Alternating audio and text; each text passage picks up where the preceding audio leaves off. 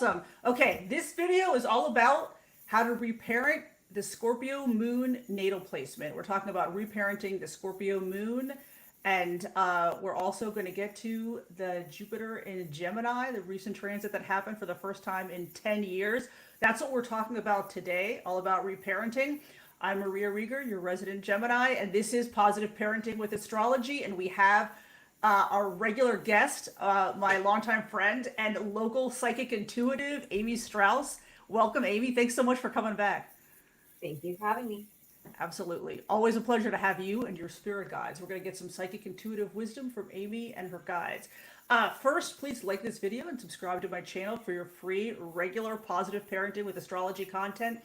Also, Amy and I are both in the Washington, D.C. area. We actually live pretty close to each other. Just a few miles away. If you are in the local DC area, if you are in driving distance to Washington, DC, we would love to see you. We do a lot of local events. I host a lot of author book-related events for my books on Scorpio and Gemini children and for my fiction novels. Amy, who's also an author, by the way, does a lot of free events. She just did a free event, local event on chakra healing, and she's done a lot of free local events on how to find stillness, right? Especially after the holidays, a very busy time. And she does a lot of free psychic events. So if you are local to us, we would love to see you. I'm going to put Amy's newsletter link and my newsletter link in the video description below. So please let us know your location in the comments. We would love to see where you guys are. Okay, so are we ready? Ready. Centered? Awesome. We're talking about reparenting today. So first I want to talk about what reparenting is and the circumstances that require us to reparent ourselves, okay? This is a very broad topic, so we're going to keep it high level today to make sure we have enough time to go over everything. You're seeing me in all my awkward live glory today. I'm not able to edit anything out. So if I forget my train of thought, which happens not infrequently, you're going to see that. So fun times. Anyway, reparenting essentially is giving yourself as an adult what you needed and should have gotten as a child. Anything from emotional support to physical comfort, things like that. So the need to reparent ourselves stems from the fact that there are things that we needed as kids that we did not get. We were negative and we were negatively conditioned somehow as children. This can come about from a variety of unfortunate circumstances. Obviously, when childhood abuse, when kids are abused and they associate love and relationships with pain, clearly that is like an extreme form of negative conditioning and trauma that you're going to have to reparent yourself from, especially since this is a channel about parenting. We're going to bring this into how to be better parents. Especially if you are a parent, you have to work on yourself and reparent first or simultaneously while you're learning how to parent your kids. So apart from that, there are a lot of other situations that happen as kids that may require us or may encourage us to work on reparenting as adults. If you had immature parents, if you had very self-centered parents that didn't care too much about your needs or didn't want any input from you, if you had emotionally unavailable parents, that's a big one. Gabor Mate says, kids are not traumatized because they are hurt. Kids are traumatized because they are alone with their hurt and alone with their pain. So if you as a child had all your basic needs taken care of, but you were alone, left alone emotionally to deal with your hurt, that is extremely traumatic. And that is something that I unfortunately am very familiar with, and that is something that you need to reparent from. If you had any type of caregiver betrayal, sometimes it could be, especially since we're talking about Scorpio Moon, which is a very private energy, if you confided in your parents with the expectation that this information was private and you were very vulnerable in sharing it, and you had that expectation and the parents divulged it to somebody else, that's a betrayal. You're going to feel betrayed. So if that occurred repeatedly as a child, that's likely you have some betrayal trauma. Maybe you grew up in a narcissistic family like I did, and you were made to be the scapegoat like I was, and you were blamed for everything bad that happened, even if it wasn't your fault. That's another form of trauma. That's something that necessitates reparenting as an adult as well. Um, Talking about narcissistic family dynamics, if you were constantly criticized as a child, if you were constantly, if your parent was so insecure they had to cut you down so they felt better about themselves, clearly another form of trauma that, unfortunately leads often to kids who grow up into adults who feel like they're less than, who feel unworthy. Okay. Um, Actually, tomorrow I'm going to be interviewing a lady where we talk about that topic in the context of parenting boys. It's a separate conversation. But these are all things that that result in our negative conditioning as kids. Another big one, the last kind of big area, overarching area I'm going to mention, is if we had really authoritarian parents as kids, and we were not allowed to say no to the parents. We were not allowed to say no to adults. We were not allowed to have dominion over ourselves at all, either physically or emotionally. We were not allowed to like give any input, or some people call it talk back. I call it self-championing. If we were not allowed to do that, very often we grow up into adults who have extremely poor or no boundaries, and we allow other people to take advantage of ourselves. I'm also very big on boundaries if you've watched this channel for any length of time, especially in regards to Scorpio, because with Scorpio energy, that water energy tends to blur boundaries with other people in the relationship. They tend to like the water seeps over into the boundaries and limits of the other person. So boundaries is always a topic that comes up when we discuss Scorpio moon energy. Okay, before we move on, Amy, I've talked enough. Do you have anything to add? Any wisdom from guys? Any wisdom from your own life as a Okay. mom? So, yes, I don't have anything to add. The guys have been going crazy, like with this whole conversation. So the first, I would distill their feedback into 3 points. Point number one, my main guide is like, say 3 things. So, okay, point number one, this is from my main guide. Everyone has a perfect parent. That parent might be not be on the earthly plane. Who is that? Who is that perfect planet? It's use whatever word you want to use. The universe, God, source. That is your true home. So he's like, I don't want people to think that since they didn't have a parent, or if they're a child now in this circumstance and they are alone in their trauma, they have a parent. Their parent is, it's God, it's source, it's the universe. That's their parent, right? And your connection with that true parent will help address and heal some of the traumas that you're dealing with. That's point number one. Point number two, he wants to make, when no one is on this earth to suck up the crap from somebody else. I think a lot of times people and children think it's my job to deal with my narcissistic, emotional, unhinged mother. I clean up her mess. That's my purpose here. He's like, no one's purpose here is to suck in garbage energy from somebody else and turn it into gold. That's God's job. It has nothing to do with you. You have a separate purpose apart from your parent. Point number three he's making, we choose our parents in this life. So he's like, when true healing begins, we've released the anger about our parents, we've released the frustration, and we ask ourselves this very important question. If I chose my parents, why might I have done that? And he says, that is right thinking. When you're able to get to that point, which I think few of us do, let's be honest, few of us do. But he's like, if you can reach the point of saying, why might I have chosen? You don't even have, say you don't even believe that. I don't believe it, Amy. No, it's mere happenstance. Pretend. Why might I have chosen the narcissistic mother? Why might I have chosen a dad that skipped out a week after I was born? What did I want to grow from? What did I want to learn from? And he's like, that's when things get good. He's like, that's when you start to understand a little bit more about what your mission here is, and that wound you discussed initially, how to heal that wound. It's all located in that type of thinking. They're applauding. Yay, I got it right. That's awesome. Up. No, those are important points because, it doesn't do us any good when we're working on our healing and our reparenting to like dwell in the past. Like, I never asked for this. Yeah, you never consciously asked for this. Nobody would want that experience as a child, like consciously. But for some reason, that's the experience your energy, your soul chose, right? That's the experience God and the universe deemed that you need at this time. So let's work with this. And it's easier said than done a lot of the times. It's hard.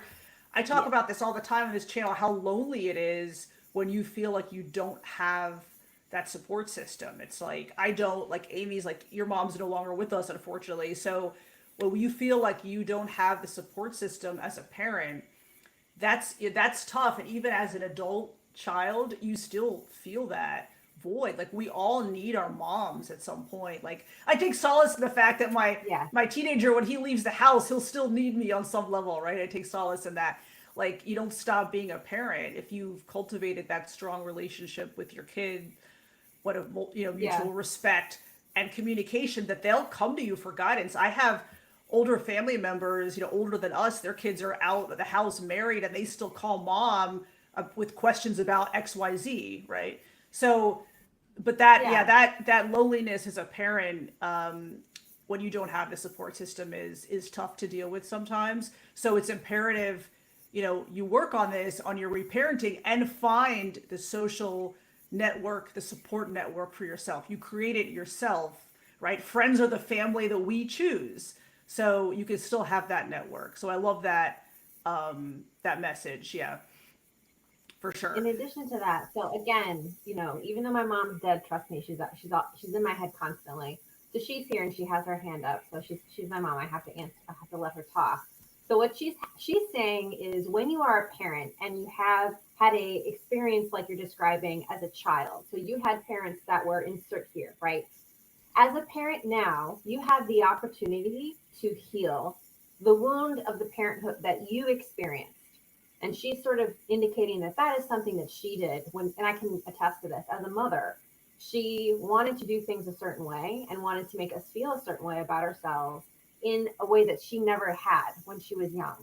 So she's sort of acknowledging, like, this was part of my path to have insert family history here happen to me. And when I raised you girls, there are four of us total. I have three sisters. This was a very much intentionally, like, she wanted to create this, like, we were like four princesses. She wanted to create this magical childhood for us that she did not have. And in doing that and seeing the joy that we experienced by having these experiences, it helped heal her, right? So we were horribly Right. spoiled in like the best ways, which created its own issues. But for her, she's just saying that, like, this has helped, that helped me heal my relationship with my mother and my parents. So you do have an opportunity to break the cycle. And she's like, it's not so much a cycle as it is unconsciousness. So people say, like, oh, if you have an abuser parent, you're likely to become an abuser as well. She's like, it's not that, it's unconscious thinking. Like, I do this thing because I've seen it done to me before. That's not necessarily a cycle. It just means that you're sleepwalking through things. You're not Right. aware, you're not present, that you're causing pain, right? You're causing pain and you're not seeing the pain.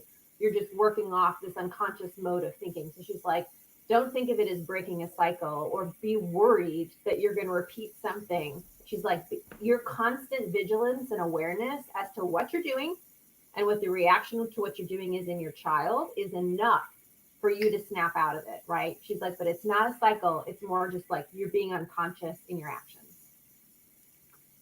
Right, exactly. Yeah, and that's why the first step to reparenting really is that detachment you and I talked about earlier. It's detaching yourself from getting outside of the situation. So you're looking at the situation, such as with your kid, in almost as like a third party onlooker. And I had, I've talked on this channel and in several podcast interviews about some of these moments I had when my kid was really young, where I was like, oh, what am I doing?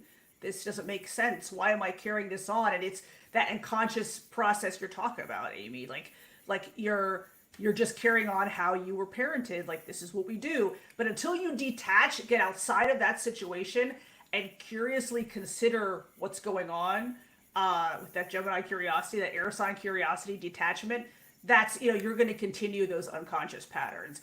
And as you and I were talking about right before we went live, like, we're in the age of Aquarius now. We are perfectly positioned to practice this detachment, this detaching from any situation, from any relationship, at least temporarily, to be able to get that clarity. And that's key. That's the first step in this reparenting process, is to be detached and make that decision. Yeah, I don't want to continue like this unconscious pattern that I've been continuing, so I need to figure something out. And then the next step, I always say the first step to reparenting really is emotional regulation. The first step to emotional regulation is detachment. You have to get detached to be able to consider your behavior. And then you have to be able to regulate. Because if you're not emotionally regulated, if you're flying off the handle, if you're constantly emotionally triggered, and I've been there, trust me, if you're constantly in that fight or flight, in that trigger mode, you're not able to process, analyze information. You're not able to consider, to learn. You're not able to, essentially, the learning centers of the brain shut down when you're in that state. And when I was younger, I experienced that multiple times, too many times to count. Learning centers of the brain shut down. You're not able to process information. You're not able to take in any information, and you're not able to consider things and make different decisions and different choices. So that's why you really have to emotionally regulate and learn how to do that before you kind of start the reparenting process. But those first steps are key. So you have to get detached to be able to consider your behavior, to be able to figure out how to regulate. And there are several different ways to be able to emotionally regulate. When I still do this, like when I feel myself about to just lose my stuff, I'll like leave the room or I'll just like be by myself and I'll let myself simmer down. Sometimes I'll go for a walk. Working out is great. I'll work out and I'll let myself kind of simmer down. And always, like 100% of the time, I calm down and I think, yeah, okay, this really is not as big of a deal as I thought. And if I would have flown off the handle, I would have missed an opportunity to connect with my kid or teach him something or give him some guidance. So, but you have to figure out how to regulate for yourself. And there are a lot of different ways to do that. Stephanie Fernandez, who I interviewed a while on this channel, I can link the video below. She's a RTT practitioner, rapid transformational therapy. That's extremely valuable in learning how to regulate quickly. But there are a lot of different modalities to do that. But that's really the first step. Yeah. When it comes to detachment too, just some of the information that's coming in is like, understand that's why you're the parent. And they're like, it's normal for a child to not regulate because they're learning and they don't learn from what you tell them. We all know this. How do they learn? If they watch you lose your shit on them, like that's going to be behavior that they mimic, right? Right? So they're like, it starts, unfortunately, sorry, everybody, it starts with you and your relationship to, like you said, how you were parented and what other patterns you are consciously or not repeating in the child's life. Right. Absolutely. And I don't think it's ever too late to turn that around with your kids. You could have a conversation with them, even when they're older, or teens or older kids, and sit down and tell them, look, I have not always been the best parent. I made a lot of mistakes. Right now, I'm working on changing that and to be a better parent for you. That acknowledgement goes a lot toward the relationship because, we're not perfect. We've learned from our parents, which was not perfect. Yeah. But that, I don't think it's ever too late to turn that around as long as you're able to authentically communicate and be vulnerable, right? So they're bringing up some sobering points really quick before you move on. So the one point is, how would you like, for Daniel to treat you the way that you're treating him when you're in a nursing home? You know what I mean? Like, it's very sobering. And sometimes with Cameron, my guys will bring this up to me like, okay, so switch that. You're 85 and you're asking for help with your new iPhone. Right. And Cameron says, what's wrong with you? Why can't you figure it out? How would you feel as an 85-year-old? Right. Which is no different than a 7-year-old trying to do something, right? Yeah. So cognitively, there are some challenges. So they're like, just make that flip. Like initially, make that flip to know whether or not you're on the right track. And your point about it's never too late. Understand your child may seem like someone lesser than you, but they are a spiritual being on the same par as you. So do not think that you are a more evolved person. You might have given birth to the next Buddha, the next great teacher, the next grand master. There is intelligence there and guidance that you can receive from them. But as long as you're on a pedestal of the I'm right, mantra of authoritarian parenting, and this is my issue as a Capricorn, like you're never going to get that insider intelligence from them, right? And that's important too. This is a key relationship in your life to grow from, not to control. Right. No, those are excellent points. We can always learn from kids. And in fact, allowing our kids to teach us stuff is also a bonding experience. When they're teaching the parents stuff, my Yeah. kid teaches me stuff all the time. Yep. And not only is it a bonding experience, and it's also, shows us as human, the parents as human, because we don't know everything. And we don't mind admitting that to the kids. There's a certain vulnerability in that. But it also helps kids increase their self-confidence. Like, I can do this. I can teach the adults something. My kids' old school, they had a teach the teacher day where they picked one like thing to do a presentation about to teach the teacher. I thought that was great. It's a great idea. Things like that. So yeah, that's my issue with parents who are more authoritarian, who very few of them reach out to me, because the ones that do reach out to me are ones that are seeking to and open to improving themselves. And authoritarian parents, I find, much of the time have this attitude that there's nothing new I can learn. I know how to do this, and I don't need any input from anybody. Well, we could always benefit from input. I'm still learning stuff from parent coaches, and I like to think of myself as an evolved parent. I'm still learning stuff. But you talked earlier about, letting the kids be kids, and I loved and breaking, the generational cycles and breaking this process, pattern interrupting this process of the conscious, unconscious behavior. And I've had moments where my kid, I don't know, I expected him to do something, and he said to me, "Mom, I'm a kid. I'm 14. I'm going to be irresponsible." I'm like, "Oh, you're actually right. You're exactly right." But I love the fact, Amy, I love the fact that he can articulate that to me Yeah. safely. Yeah. He's like, "Mom, I'm a kid. I'm 14. Of course I want a game instead of do homework." Like, of course. Yeah. And he's Yeah. right. He's Yeah. right. So, I mean, there's so much you could expect from a kid at a certain developmental cycle. He's a teen boy. His impulse control is not that of a 40-year-old adult. It's just not. So you have to meet kids where they are developmentally. But yeah, and let a lot of things It's go. funny. Yeah.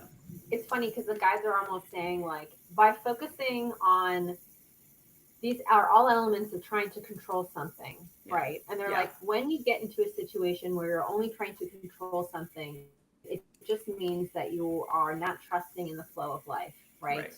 We all do this. This is a way of coping because it's a big, scary world out here on Earth, Yeah. right? We're always coming up with different ways to feel safe. Yeah. Control is one of those ways, and control of a child is one of those ways too. All is right in the world. I told them to clean their room, and they did. I'm happy now. I got someone to do something for me. They're like, it's weird to think of it in this way, but if you work on your relationship with control and your relationship with trusting life and your relationship with source, you will become a better parent. Yeah. They're like, it's weird. By not Yeah. focusing on like the parenting, you're instead focusing on what is my relationship with control? What is my relationship with like wanting this child to be or do or learn a certain thing? They're like, when you understand the source of where these things are coming from and focus on that first, which namely you will see benefits in the realm of parenthood, in the realm of relationships, in the realm of finance, in the realm of, they're like this, you have a myriad of benefits, right? But it's like, they're like, sometimes people focus so much on the parenting Yeah. and they forget, their focus is so much like, get child to do this. Right. I want Right. my child to sleep through the night. I Right. want my child to sleep better. I want my child to do their homework. And they're like, that's the wrong, your child was going to figure out your child, right? Like, what's up with you? They keep turning it, they keep showing me a mirror, being like, this is more about you and your relationship to wanting to control things and why you have that obsessive need to have your child be, look, feel, do a certain thing to make you be, look, feel a certain way. They're like, that's what this really is about. This has nothing to do with your kid. You think it does, but Right. it really, no, it's all about you and the ego Right. and the ego's needs. That's exactly right. Yeah. And we, like, the area where we live, Washington, D.C., Oh my God. that attitude is so prevalent. Like, that dynamic is so prevalent. Like, the kids, like, I mean, I know parents, they do the schoolwork for the kids. Why? Because they want the kids to get perfect grades. Why? I can't get inside their heads, but I think it's because Yeah. they want to look good. The parents want to look good, right? So, I mean, it comes from a good place. They want to position the kids to have more opportunities, like for high schools, private like colleges. I get it. But you're not helping your kids if you do the work for them. You have to let them fail and let them figure it out. with guidance. There is a way to be an involved parent without being a helicopter parent. That's a lot of what I coach about. How to be involved without being a helicopter parent. Because you need to be involved. You don't want to be so detached that you're not available for your kids or that the communication lines are not open. But there's a way to do that without, like you said, controlling everything and helicoptering and hovering over them. So, and it's not always easy to get right. But yeah, that's exactly right. Like the core of codependency is about control, like controlling other people, controlling situations so that I could feel better and at ease with things, right? Or you grew up in a household where you had to take care of the adults as kids and now you have to take care of everybody. And there's some element of control in that too. But that's exactly right. Yeah. And this is to the point of, uh, and I get questions like this all the time. How can I get my kid to do X? How can I get my kid to do X? Well, you really can't. You don't get somebody to do X. Yeah, you can get some compliance. You can get them to comply sometimes by using threats or using other things, but that's a short-term compliance and it's a grumbling compliance, right? And it doesn't help the relationship. Yeah. It's about working on the parent. And this is good news because you can't really change another person, but you can change yourself. You change yourself and your approach to parenting, the whole parenting dynamic shifts. Yeah, that's the heart of what they're saying. Which is great. Yeah. So yeah, I mean, it's not that they want to talk about. Go ahead. They keep wanting to talk about Scorpio. Okay, let's do it. Keep showing me the Scorpion. So I guess the sense I'm getting about the Scorpio child specifically, and you know a lot about this, so I think you would do well to sort of explain a little bit more. They're almost saying like a Scorpio child, and they say not just son, like any placement of a Scorp, in some ways knows more than the parent. Because of the Scorpio energy of transformation, which is, if you think about it, very cycle oriented in terms of like child, parent, passing away. Like there's something about the cycle of life that they're more in tune to. And also, like they're almost describing them as like little adults, which is funny because Capricorn tends to get this reputation, but Capricorn gets that reputation just for being compliant in life. Like, because we know that it's powerful to do a certain thing a certain way. So that's why we do it that way. But they're like, Scorpio understands sort of the truth of the world, and that can be very depressive to a young soul. Yes. To come in so young, know so much, right? And they're indicating this is like the beginning of a misunderstanding with the Scorpio child. You misunderstand what they're trying. They're not like, they really are feeling the weight of the world and the world's traumas. This is the gift of the Scorpio, but it can also be a curse because you as a parent, I think they're saying it frightens a lot of parents because they're like, oh my God, my kid is just bringing up all this stuff. And then they throw the kid into therapy, which might be necessary. Right. Not saying that that's not the case, but they're just saying like that just teaches the Scorpio child, you are weird and you have weird thoughts. You know what I mean? And they're just sort of saying like this in other cultures, you would have elevated the child to a seer or someone who is like very intuitive, very honored within the community because of their ability to tap into deep empathy and deep emotions. They're like, they would have been someone people really listen to, but in our culture, it's like, oh no, we don't talk about that. Those feelings are very dark feelings. Like it's scary to parents. Too deep. Yeah, and too they serious. Want a bit of a they're laying you up as sort of like rising you up as someone who has done a very good job with a Scorpio child. So they're sort of showing like, say, talk, Maria, talk. They're like, go, yeah. They're like, so it's, it is an extremely misunderstood energy. I mean, and I've got a whole playlist on Scorpio kids you guys can check out. It is extremely misunderstood. And it is a very much, like you said, this old soul energy. They just know things. I mean, my son would say stuff as a young kid. I mean, like 7, 8 years old. And I said, how do you know that? And he would say, I just know. And he couldn't tell me how he knows. Right? It's just, they just intuitively know things. And they do have, and we talk about it all this time in my videos on Scorpio kids, this very intense emotional experience. And they have this need for soul fulfillment. And in our culture, it's all about ego fulfillment. Not that ego's a bad thing, right? But, and I say this in my book, right, on Scorpio kids, these kids are not fulfilled by just the everyday stuff, what we would call the ego pursuits as adults, right? And these kids very often don't always connect to their peers because the peers don't have the same emotional experience by and large, right? that intensity of feeling, that need to experience life. The Scorpio would rather feel bad, would feel intense. He would rather feel intense and negative emotion than feel nothing. Okay, but the intensity of the Yeah. emotion is very heavy. And since we're talking about Scorpio Moon here, and I get questions from Scorpio Moon adults all the time because most of them, I don't like to paint with a broad brush, but because of the nature of the energy, most of them have a lot of negative, conditioning of baggage from childhood because the Scorpio Moon placement is so intensely private and the emotional experience is so deep that often these chart holders feel embarrassed. Not that they should be, but they often feel embarrassed about the intensity of the experience and they don't share it, sometimes not even with the parents. And they have to feel extremely safe with the parents to share. And so that's the challenge of the parent when you're parenting a child with a Scorpio Moon placement is you have to be available when they do want to share, right? And you have to be careful about trying too hard to get them to share. You don't want to pressure them to share. They'll share when they're ready. But it is a placement that is really difficult to get to know. And as I've said before, even when you have a very close relationship with a Scorpio Moon person, like a romantic partner or parent child, you will get to know these people minuscule part by minuscule part at a time. Even if Yeah. you have a safe relationship, because that's just the nature of the energy. It is so intensely private.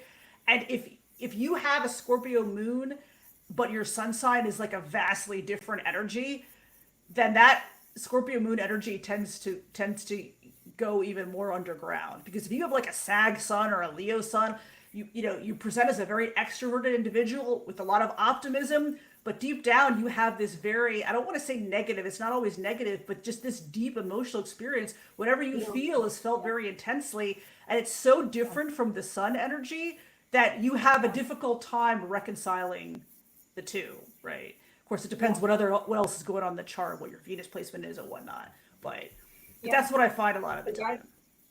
the guys are also saying, since we're talking about like healing and the ability to self heal, right? They're Mm-hmm. saying Scorpio energy specifically has a lot to do with past life stuff that we've brought into this life.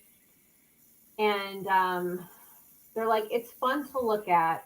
I guess the miss is just sort of this. They're like, you need to know that like some things do come over from lives that we've lived before. Right. And if there's a Scorpio placement, likely the thing that's being brought forward is likely going to be intense.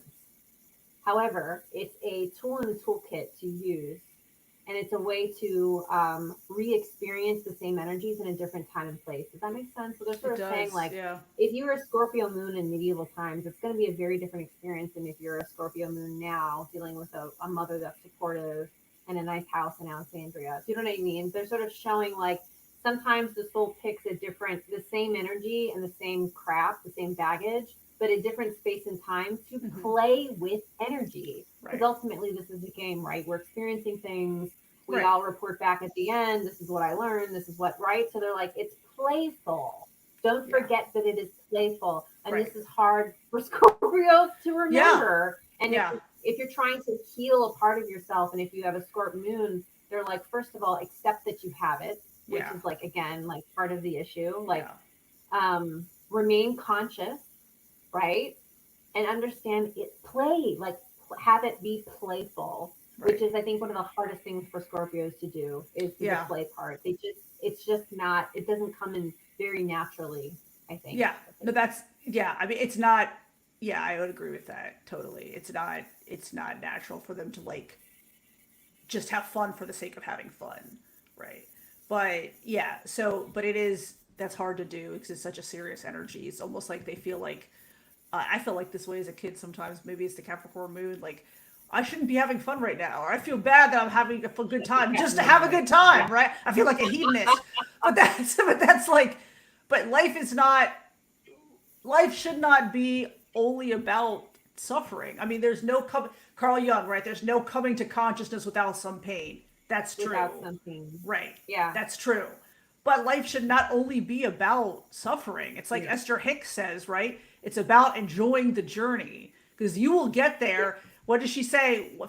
Right? Esther Hicks says, you will get there. Some of us are dragged kicking and screaming, And some of us enjoy the journey, but either way, you're going to get there. So you might Yeah. as well enjoy the journey, right?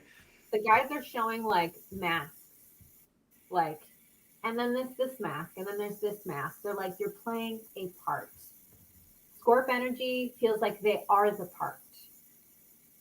I think Yeah. Geminis, maybe Pisces, the dual signs get that, I think are closer to understanding that they're playing a part only because what day of the week it is it for them determines what their personality is. They get it. They're like, I'm Yes. all over the place. But they Yes. kind of get, they're like, if I'm all over the place, who am Yeah. I? Like Yeah. that's the type of energy of a Yeah. Gem and a Pisces, right? But a Scorpio thinks they are the feeling. They've lost the fun of the game. Yeah. And part of taking on Scorp energy in a lifetime is to A, face fears, right? But B, realize you aren't those fears. You aren't even here right now. We're in these Right. like little meat like we think we have a Right. body. Do we really, you know what I mean? It's like, is Yeah. this a dream? We don't even know. So Yeah. it's like those are the Exactly. types of things that you're challenged. If they're like my guys are like, it's a game, like you're wearing a mask, like wake up and Yeah. understand that you are loved, that you have a parent, that parent is the universe, and we're all connected. Like all these things that we know on a logical level, but like until you start, and they're like, this is the gift of the Scorpio. If they are able to get past this depressive mood, they can tap in to that connection with source probably more efficiently than many of the other places. Like, Yeah. think of that. If you can connect to your despair and your depression and your trauma, that also means you can easily connect just as easily Right. to the things in the universe we call love.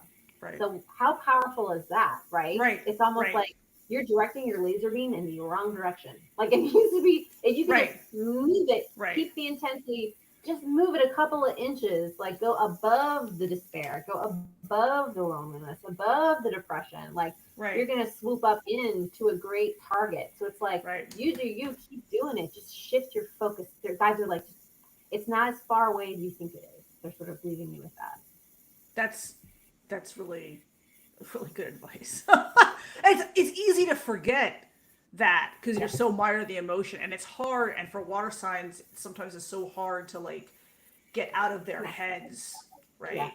Because Yeah. you got all this stuff. So one of the things I recommend, whether we're talking to an adult who has a Scorpio moon placement or a parent parenting a Scorpio moon child, is make sure the Scorpio moon person has a lot of experiences. Take your Yes. Scorpio moon kid to have a lot of experiences. Travel, go to plays, look at art, do other activities, go to a new city and walk around because that's a really good way for to get your Scorpio moon out of their head for a while and see these Mm-hmm. things. Like we travel a lot because I Mm-hmm. think travel is as educational as what you learn in school. You're learning about other cultures, you're seeing their other ways of doing things, you are looking at new buildings, you're looking at new things, new pieces of art or whatever, meeting new people. We were in Miami recently seeing a Heat game, and we sat next to a bunch of people from the UK, and I had this realization that you do as a mom sometimes where you're like, oh my god, my kid is like almost an adult,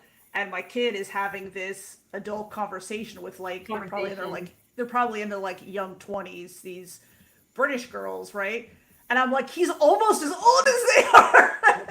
And it's having these conversations, they're talking about the different cultures and stuff, and I'm just like, wow, but it's a great way to have this experience where you're getting outside of yourself, you're getting outside of your head, and that's so important because that's key to figuring out for ourselves and for our kids like what we need for soul fulfillment, what we need. Because if you're not taking your Scorpio kid to do these activities, or if you're just doing the play date, which is fine to do, but if that's all you're doing and you're not showing them there's this huge world out there, right? It's not just what's about in your head, it's about all this stuff, like taking advantage of life, what life has to offer, enjoying the journey, which is what we're talking about. Like that's what you have to do. So yeah, that's, I think that's a large part of it. The last thing they're bringing up is, and I see this with my own daughter who is Scorpio rising, Yeah. they seem prickly. They need a lot of physical affection.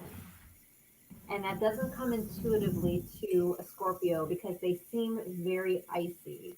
I'd say even icier than a Cap, right? Because a Cap is sort of, we're rigid, but we're not icy. Scorps can be very prickly. And you don't think that they need the touch. And I forget with my daughter, we have like a list of things to do before she goes to school. I know I'm a Capricorn mom. I'm sure you know that. And she's like, there's something not on this list. I'm like, what? And she goes, well, at the end of what I have to do, I want to cuddle. And I was like, of course you do. You're 7. But I forget because she's got that Scorpio energy. Yeah. She seems like she maybe doesn't want it. I get mixed signals. I have an Aquarius moon, so I don't know what people need. Like, you Right. can't tell me. Like, I'm not very good Exactly. at that. Yeah. I had You the must same complaint. inform me. I'm not a mind reader. Yeah. I'm not, you have to tell me what you need. Like, I Yeah. don't work that. There's only text, there's no subtext. So, like, literally, like, touching and hugging and holding, Scorpios really need Yeah. that, Yeah. right? They Yeah. really, air signs maybe not, but like they really need Yeah. that, and it's hard to give them because they seem like they're gonna push you away, Right. but they're likely gonna crumple and be like, I need me help. You know what I mean? Yeah. It's like it doesn't come very Yeah. intuitively, but that the physical touch is very important to a sport.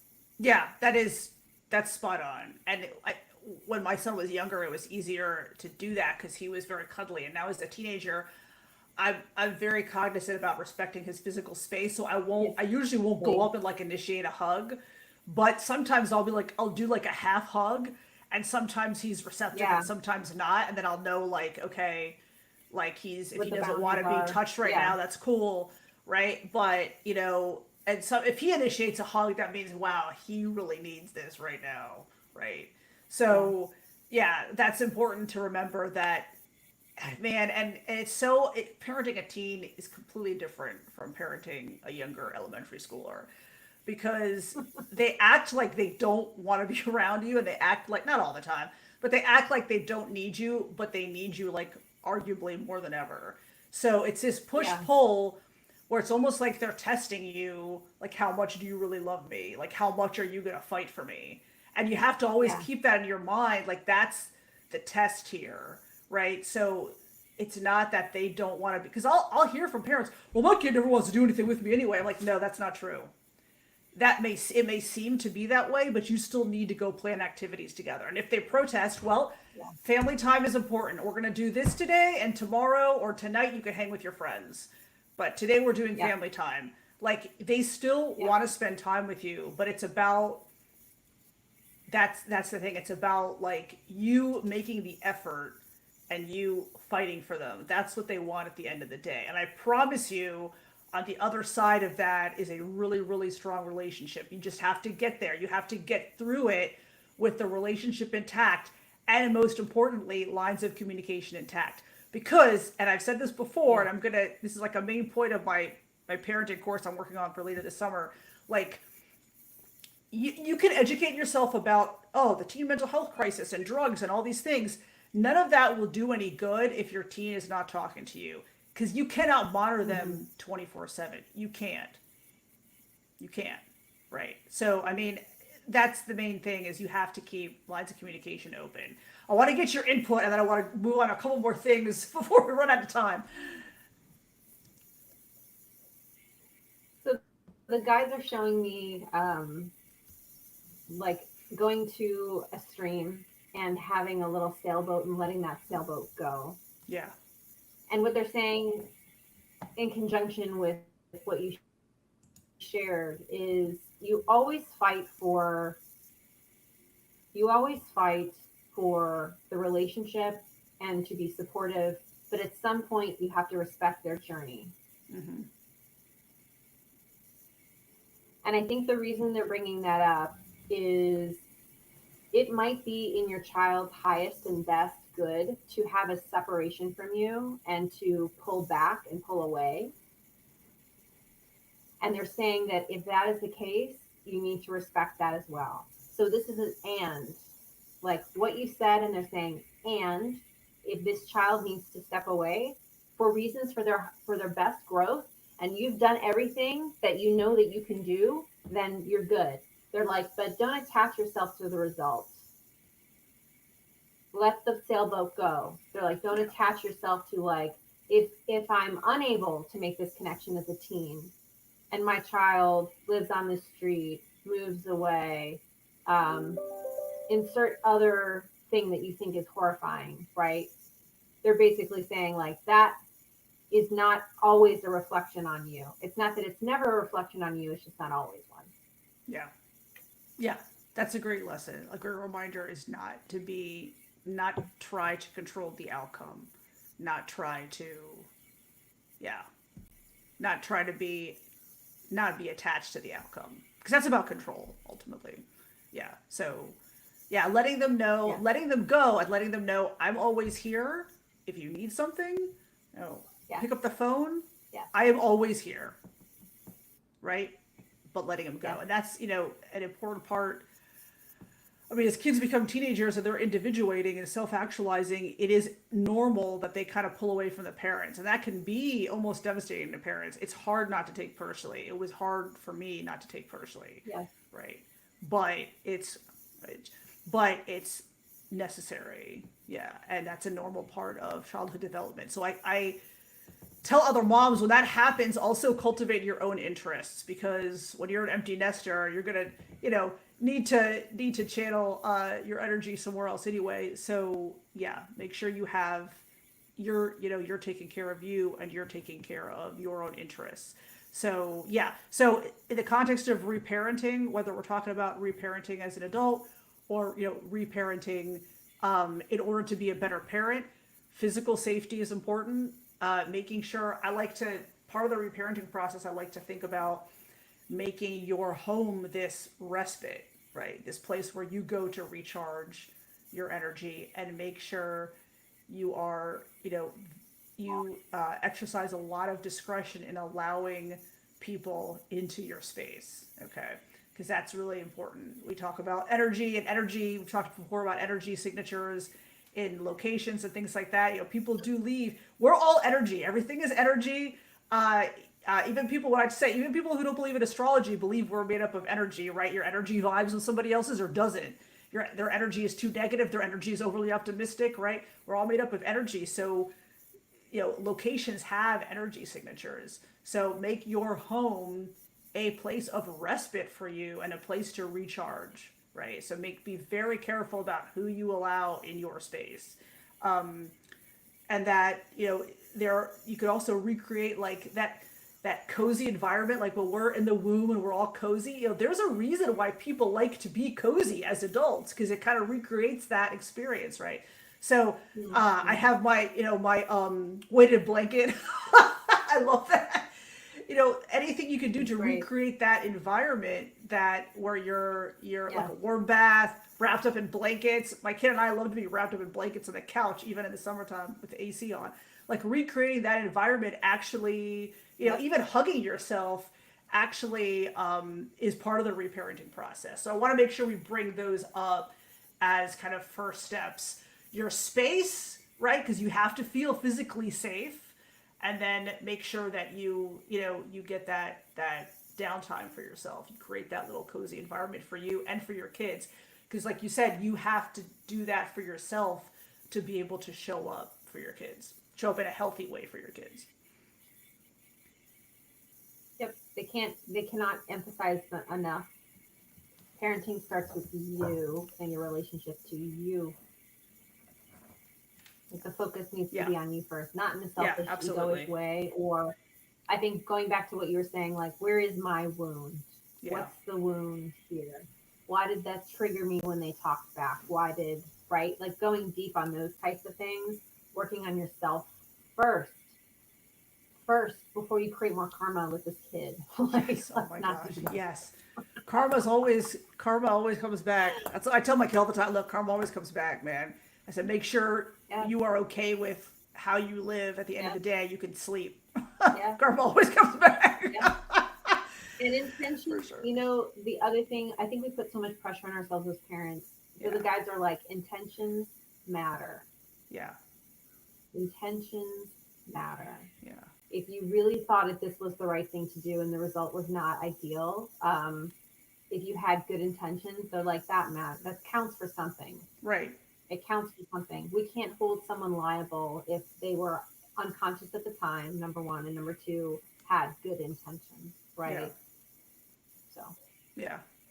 No, for sure. For sure. The last kind of main thing I want to bring up about reparenting is like for the adults to allow yourself to have boundaries.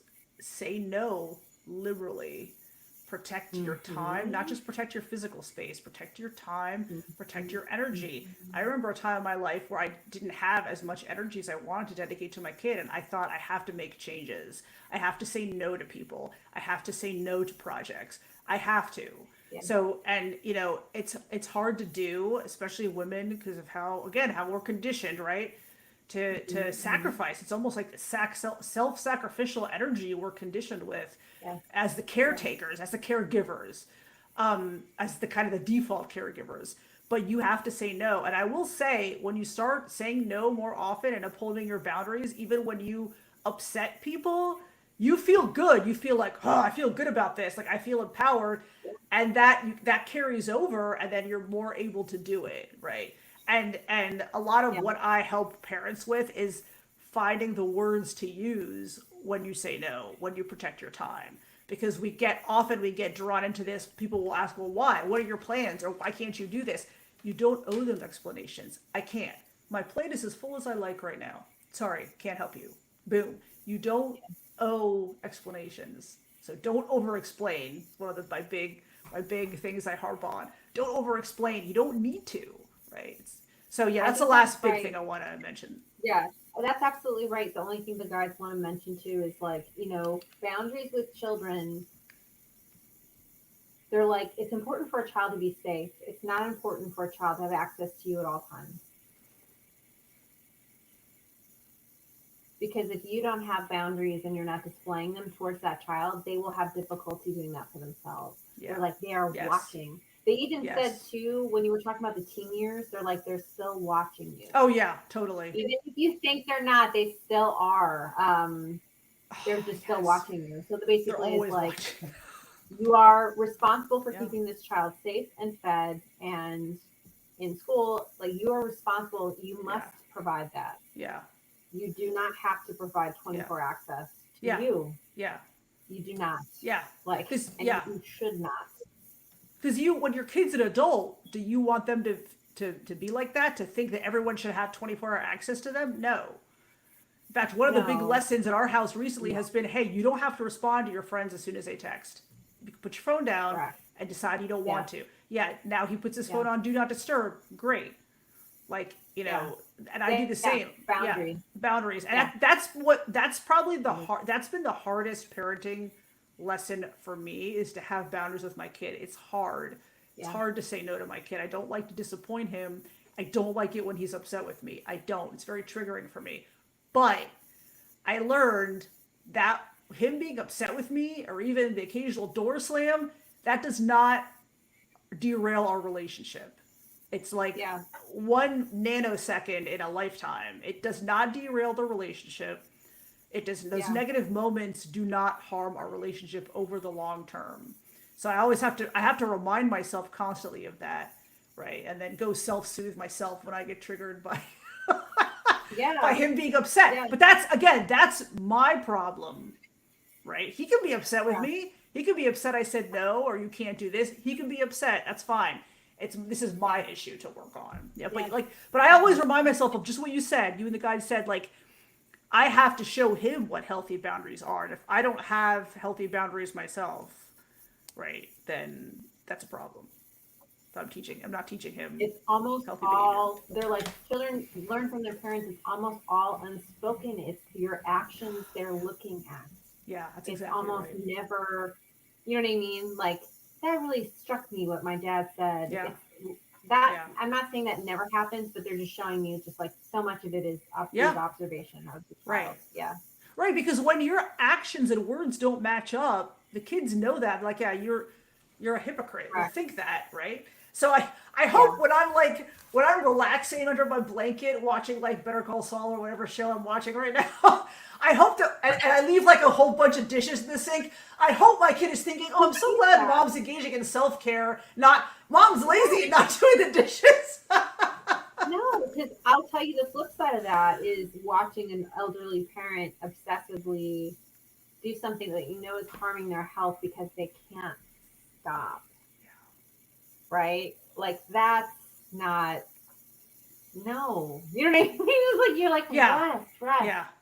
and then you see that pattern in your own life. So no, I Yeah. think that that's That, again yeah. safe, healthy home. When you think of it, the standards are pretty low, right? Right. Like it doesn't take a ton. The guys want you all to feel that, like, listen, you don't have to be the perfect parent, but you do need to understand where your triggers are and you Yeah. understand what you need to be really responsible for. Yeah. It's like they always come in with a lot of information totally at the end, but they're Yeah. basically like, listen, you don't have to get wrapped around the latest trend in parenting. The most important thing for you to understand is what is your responsibility as a parent and what is not. And a lot of Right. people are focusing on responsibilities that have nothing to do with really what matters, Right. right? Whether or Right. not Johnny Right. gets this grade, whether or not, like, those are, they're like, these are things that have nothing to do with anything. They're like, you need Right. to just focus on the very basics of, like, does Right. my child feel safe? Can my child come to me and provide information to me without me flying off the handle? Can, like, here's a list of things that are really important, and they're like, they're so basic. So that should make us all feel Right. good. They're like, that should make you feel good. Like, you're Exactly. stressing Like, about stuff yeah. that has nothing to do with anything. But yeah. Exactly. Remember, like, kids, because I talk to parents all the time, myself included. Look, I've been through divorce. My son's been through divorce. Like, we've been through a lot together. But again, kids are not traumatized because they experience those adverse situations. They're traumatized when they're left alone to emotionally deal with that stuff. So you can Yeah. be a great parent and have a rock solid relationship with your kid and not be perfect. In fact, it's advisable you're Yeah. not perfect because your kid sees you as human when Yes. you're honest about your imperfections and your vulnerabilities. If my kid's old enough that there are certain things I can talk to him about, I'm like, look, I've made mistakes here. I've made mistakes here. He's like, that's okay, mom. I'm like, look, you can be upset with me about X. I'm not, clearly, I have made mistakes that have affected you, Yeah. right? You can be Yeah. upset with me and with Yeah. the situation, but that's a really good lesson. Also, like, I want to bring up because we're talking about like over parenting and helicopter parenting and control and codependency. Scorpio is largely about control for the reasons you just said earlier, you and the guides, like because their emotional experience is so intense and out of control, seems out of control to them, they Mm-hmm. sometimes respond by exerting that control over people, places, situation. It's a fixed energy, Mm-hmm. remember? It's water, but it's a Mm-hmm. fixed energy. So they're Mm-hmm. not as great dealing with transition and changes.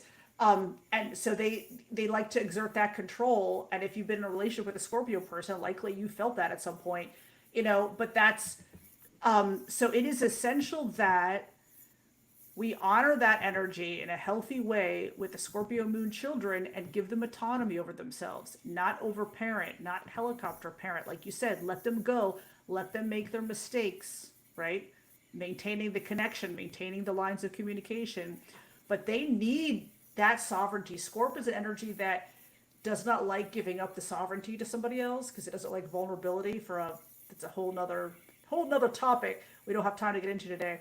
But Scorp needs sovereignty. Yeah. So we honor that about our Scorpio moon children, or if you're a Scorpio moon adult, honor that for yourself, right? That expression of sovereignty. Having some say in what happens to you in your situation is very important for kids too in an age appropriate way. So something I'm also always harping about on this channel. Anyway, I wanted to bring that up. Amy, I want to get your input before we close out because we're just about at an hour, and I want to respect your time and the viewers' time, and we could continue this conversation another day. Anyway, any further input from you and the guys you want to bring up? They're just putting forward a little gift for you for doing this and for talking about parenting. And they're just respecting and acknowledging your own personal journey. And they're showing you that this is an example of an experience that you had that was very traumatic as a young child and how you've turned it into gold. You've turned it into a way that you've been able to give back. So they want to acknowledge you and your efforts. That's awesome. Thank you so much. Do you Nice. have a few minutes? What's Good that? for you. Thank you. Thank you very much. It's I said nice. good for you. it's nice to get the validation sometimes, because like, man, there are days I think, man, parenting is like the most thankless task ever. but so it's nice to get the recognition sometimes. Do you have time to talk really quick about Jupiter transitioning into Gemini before we close out? Yes. Yes, Awesome. of So course. yeah, first time, like around May 24th, 25th, Jupiter entered the sign of Gemini. First time it's been in Gemini in about 10 years. I think it's overall a positive transit. Clearly, Jupiter is a planet of expansion. It's the ruler of Sagittarius. Remember, Sag is also the opposite sign to Gemini, so there's some completion of energies, complementary energies going on here. So Jupiter expands whatever it touches, so we can expect an expansion that we're driven to expand learning, data gathering, data processing, using that data to then make decisions. Yeah, so I think it's overall a very positive transit. Could mean we feel a little bit scattered at times, especially right now. The sun's in Gemini. It's also next month is my birthday month. Excited about that. But yeah, we can expect to feel more compelled to also share the information, because Gemini is an energy that compels sharing information. So we can expect to feel a drive to do that. Anything else you want to add, real quick, Amy? The guys really want to talk about AI really briefly and what they're Yes. saying with this. So you mentioned scattered. So they're like, some people are going to see this as a revolution. Some people are going to see this as a threat. You're going to see very different reactions to it. And I think we've already seen part of that. Yeah. What's really going to ramp up, though, is the opportunity. And the guys want you to focus on the opportunity that this presents itself to you. And they want people to think big, because without thinking about this as an opportunity, you fall into fear. And they're like, that's not going to help anybody. They're saying that this has been a gift given. And the reason it's been given is for us to realize that we're human beings and not human doings. Busy work and the things that we do to get from A to B are a way of numbing ourselves from the pain we have from separation. Whereas that separation? That separation is from us and the original parent, source, the universe, God, whatever you want to call it. They're like, this is an opportunity for you to experience lightening the load, like many technological advancements of the past. And it is up to you to understand how that lightening of that load might feel like a threat to people. And they're basically like, that you're not thinking, people are thinking it's a threat because of like insert thing. The real threat, what will I do with myself? Oh, yes. What will I do with my time?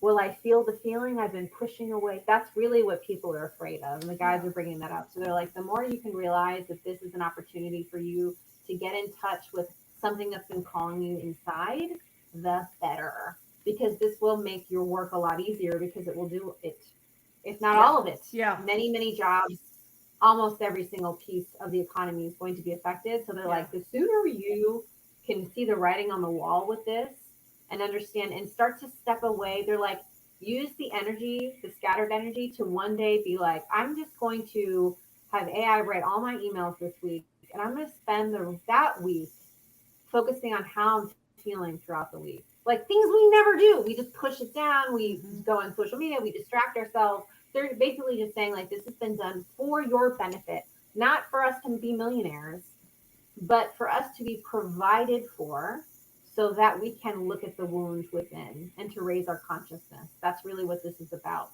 We're, and they're forcing us to do it. Like many great astrology placements, that's what's behind it. That's the Right. intention of the design behind it, to say you're all going to experience this, go right, and it's going to Right. be a chaotic mess, which is what life is all about. But they're like, use the opportunity. If you've noticed that your life has gotten easier with AI, instead of using that time to do more busy work, start putting in some stillness in your calendar, start connecting, start doing all the things that you've been talking about, like self-awareness, the journaling, the, you know what I mean? They're like, these are the types of things that are going to get you through the transit and going to set your foundation up for the next phase, because there's more coming. Always more Yay. coming. There's always more coming. There's Yep. always more coming. Never, It's like, just when don't you rest get on your through. laurels, anyone. That's right. Yeah, nope. No, there's more. So they're like, again, like if you've had a really challenging couple of months, you have to look back at your foundation and say, Yeah. if I've been really challenged, what am I putting my beliefs in? Because maybe that's the problem. And they're sort of saying like, ding, ding, ding, like, this has been hard. this year has been hard for you. Why? What's wrong with you, and change, right? What kind of feelings does it bring up in you? Like that, they're like, focus on, build your house on the rock. Don't build it on Yeah. stuff that can so easily create a bad mood in Yeah. All really good reminders. Yeah, and enjoy the journey, right? While we're feeling all these energies and compelled and taking the actions we feel compelled to take, enjoy the journey, Yeah. right? Because you're gonna experience the journey, like we said, either kicking and Anyway, screaming or you're gonna have fun along the way. So yeah, you might as well enjoy yeah. enjoy you know enjoy it to the extent that you can. Yeah. Said it like a true Gemini. You got to, like, that's, I don't know, I all the heavy energy that's in my chart, my cap moon, and I don't know if viewers know this, but I have my north node in the sign of Scorpio in the first house. That's heavy enough. I have a 12th house Pluto too. That's heavy enough. But like for all that heavy energy in my chart and all my like my personal planets in the eighth house, like I there's so much about life still to experience. Like that, I don't know, that gives me like a very optimistic outlook on it, right? Like I always think like, wow, I'm in my 40s. I have less time than I had like a decade ago, so I need to go and have these experiences. Like that's literally my Yeah, thinking. So yeah, yeah, so I think it's a good yeah, message for this transit, like you pointed out. I think it's a really good reminder of that. Like enjoy the journey. Don't get too bogged, because Gemini is essentially like a lighter, optimistic energy. Don't get too bogged down in the day-to-day quagmire. Enjoy the journey. I think that's a really good message to leave on today. yeah. They say God comes to you disguised as your life. That's awesome. Yeah, Staying that's on this exactly theme, I right. think. Yeah. Yeah. Well, thank you, Amy, for that. Any closing words before we close out today? Nope. Just happy to be here. Thanks again. Thank you very much. I want to point viewers out to, if you would like more on reparenting, I have a video on reparenting the Scorpio Moon mother wound specifically right here. So click on that if you want to check that out. Thank you to Amy Strauss, local Washington, D.C. area psychic intuitive. Please join her mailing list below, and we're going to see Amy back next month. And thank you guys so much.